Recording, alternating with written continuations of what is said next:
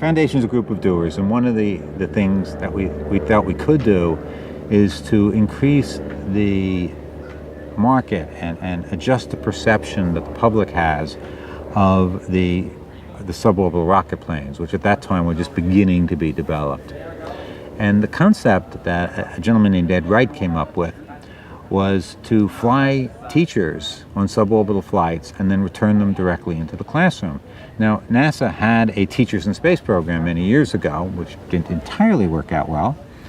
And they've flown, I think, 4 teachers in recent years, but none of those teachers have ever gone back into the classroom. They become professional astronauts. They're, retired teachers in space. And they haven't even been allowed to teach lessons from the ISS. I mean, a couple of them have spent a fair amount of time on the ISS and didn't have any time. They were too busy being mission specialists, being astronauts. So our concept was, these suborbital flights are way cheaper, and it's quite a compelling experience.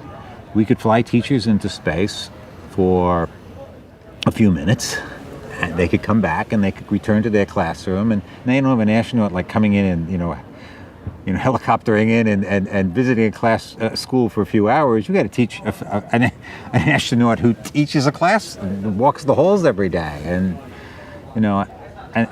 that was the original concept. So we went around and we talked to the various different companies which were just starting out, and asked them each to give us a ride.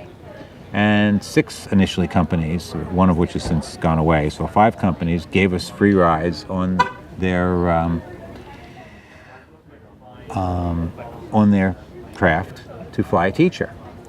And since then, a donor has also given us additional money to buy some more rides to fly into space. I think we currently have 10 rides, and we have a group of Pathfinder teachers, and the whole thing's continuing to evolve.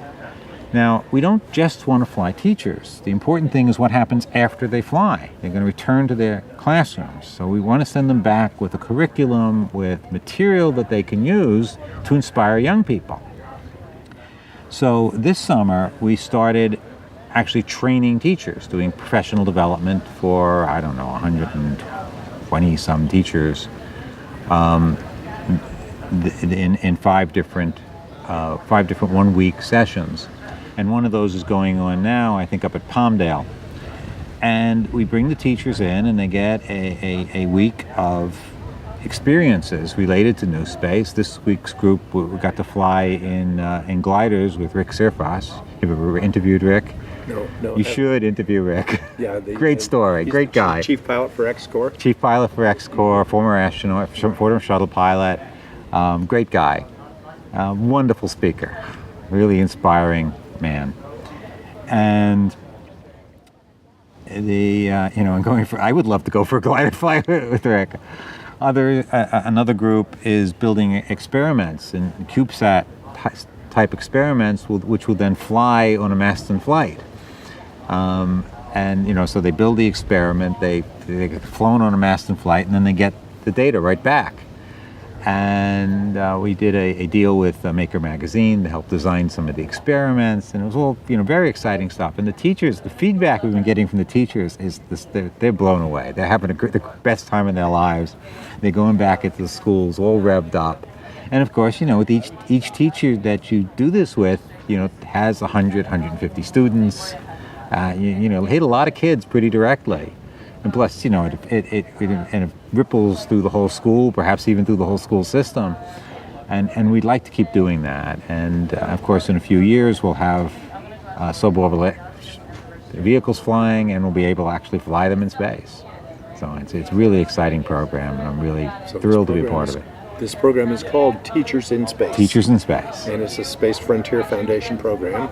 Right. And if a teacher wants to participate, how would they go about finding out more information? Well, they can just Google Teachers in Space and look at the Teachers in Space website.